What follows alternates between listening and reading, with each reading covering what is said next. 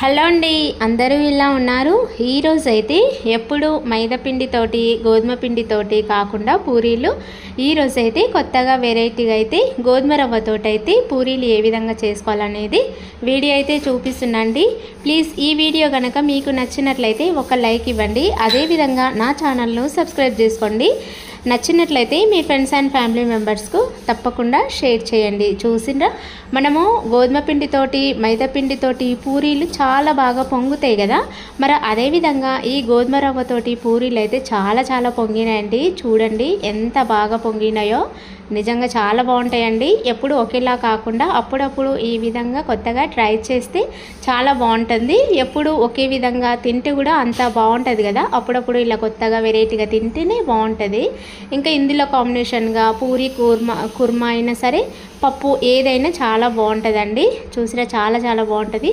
ఒకసారి ఈ వీడియో చూసి మీరు కూడా తప్పకుండా ట్రై చేయండి. లేట్ చేయకుండా మరి వీడియో అయితే ఇక్కడ స్కిప్ చేయకుండా అయితే చూడండి, ఓకేనా.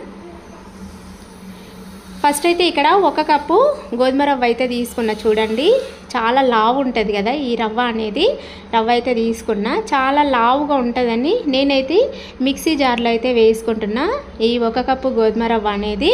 ఇప్పుడు మిక్సీ అయితే పట్టుకున్నా, ఒక 5 నిమిషాలు అయితే మిక్సీ పట్టుకున్నా. ఈ విధంగా కొంచెం బరకగా ఉండేటట్లయితే మిక్సీ అయితే పట్టుకోవాలి. తర్వాత ఇప్పుడు ఇందులో ఒక 3 టేబుల్ స్పూన్ల 3 లేదంటే 4 టేబుల్ స్పూన్ల గోధుమ పిండి అయితే యాడ్ చేసుకున్నా. ఇంకా తర్వాత ఇందులో చిల్లీ ఫ్లేక్స్ కొంచెం 1 టేబుల్ స్పూన్ అయితే వేసుకున్నా. తర్వాత కొద్దిగా ఉప్పు వేసుకున్నా. తర్వాత కొద్దిగా అంటే 1 స్పూన్ జీలకర్ర వేసుకున్నా. తర్వాత చిటికెడు వంట సోడా అయితే వేసుకున్న తర్వాత ఒకసారి అయితే చేయితోటి ఈ విధంగా అయితే కలుపుకోవాలి. తర్వాత మనము ఇప్పుడు కొద్దిగా వాటర్ వేసుకుంటూ అయితే ఇప్పుడు ఈ పిండి అనేది మొత్తం అయితే కలుపుకోవాలి. ఒకేసారి వాటర్ పోసి పిండి అనేది కొంచెం లూజ్ అయిపోతుంది. అందుకోసమని కొద్దిగా వాటర్ వేసుకుంటూ ఈ విధంగా చపాతీ పిండిలాగా అయితే కలిపి పక్కనైతే పెట్టుకోవాలి. దీన్ని ఒక 10-15 నిమిషాలు మూత పెట్టుకొని నానబెట్టుకోవాలి.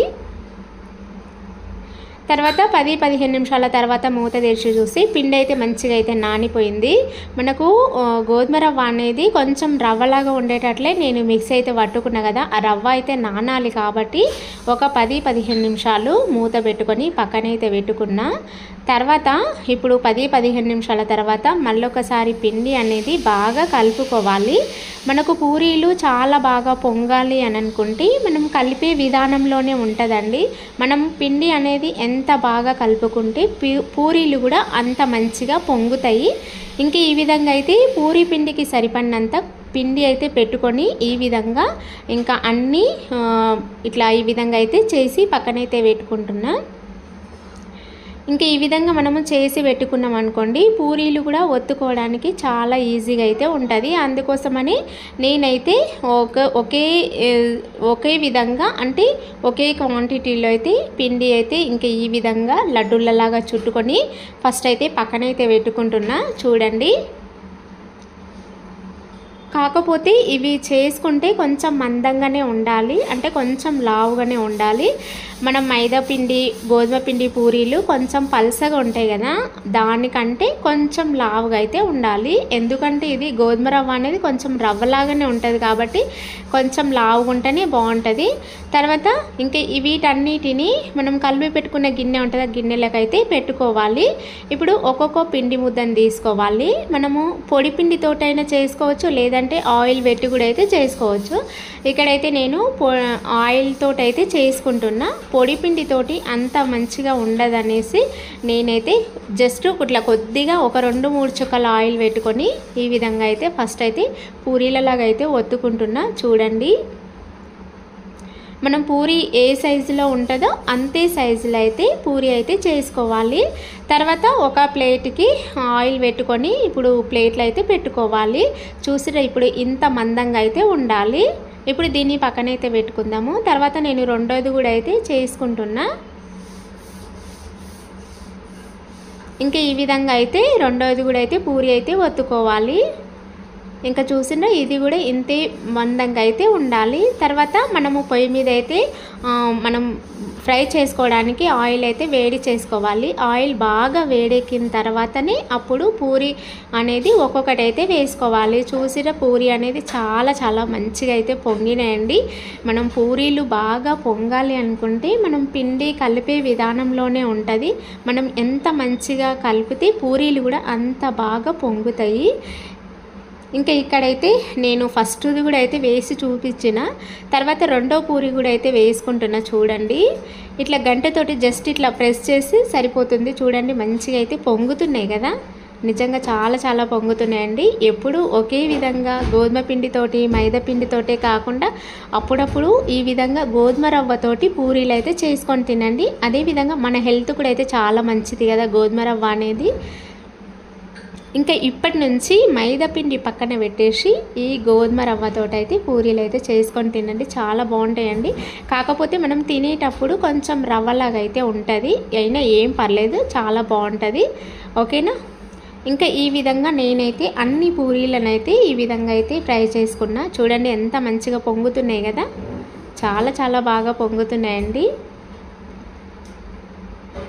ఈ విధంగా పొంగితే కూడా మనకు తినడానికి చాలా బాగుంటుంది. చూనిక కూడా ఎప్పుడెప్పుడు తినాలా అన్నట్లయితే అనిపిస్తుందండి ఈ విధంగా పొంగినాయి అనుకోండి.